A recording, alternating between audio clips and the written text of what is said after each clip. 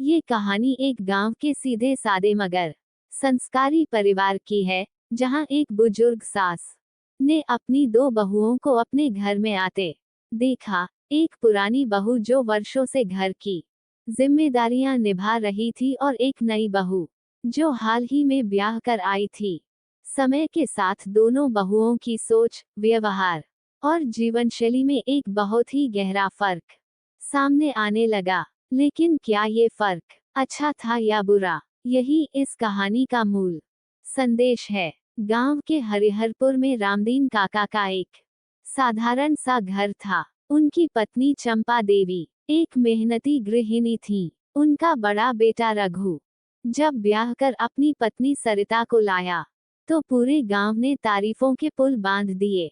सरिता यानी बड़ी बहू, सीधी सादी, घूंघट में रहने वाली, हाथ में चूड़ी और मांग में सिंदूर लिए हर वक्त सास की सेवा में लगी रहती थी। सुबह 4 बजे उठकर चूल्हे में लकड़ी जलाकर रोटियां सेंकती, गोबर से आंगन लीपती और खेतों में भी सास के साथ काम पर निकलती। सास उसे देखकर मुस्कुरा देती।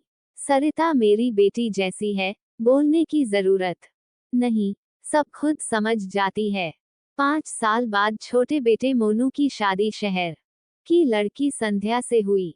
संध्या जब पहली बार गांव आई तो पूरे मोहल्ले की नजरें उसी पर टिकी थीं। जीन्स टॉप पहनकर गांव में आई, कान में ईयरफोन और मोबाइल हर समय हाथ में। सास चंपा देवी ने सोचा, नई बहू है, धीरे धीरे गांव के धर्रे में ढल जाएगी। लेकिन दिन बीते, हफ्ते बीते, पर नई बहू की दिनचर्या वही रही। सुबह 9 बजे तक सोना, फिर ऑनलाइन शॉपिंग, इंस्टाग्राम पर फोटो डालना और हर चीज में तर्क करना।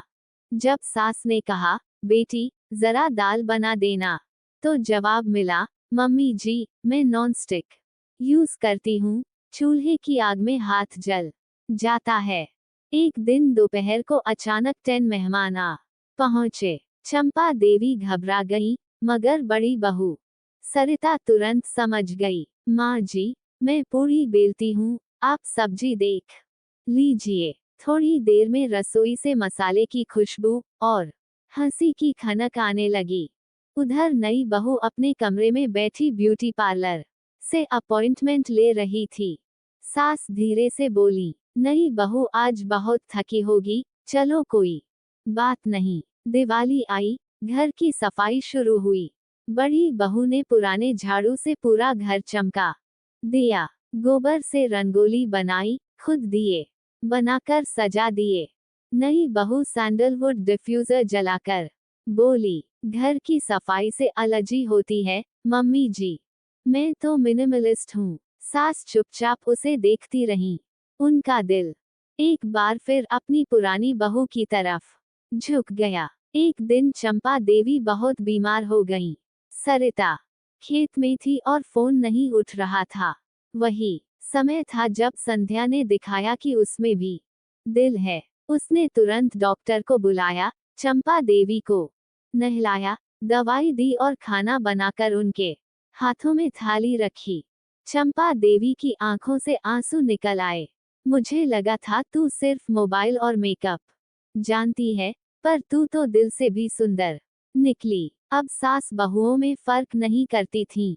उन्होंने धीरे से सबको बताया, सरिता मेरी आत्मा है जो सब समझ जाती है बिना कहे। संध्या मेरी सोच है जो मुझे नई बातें सिखाती है। दोनों अलग हैं, पर दोनों मेरी बेटियां हैं।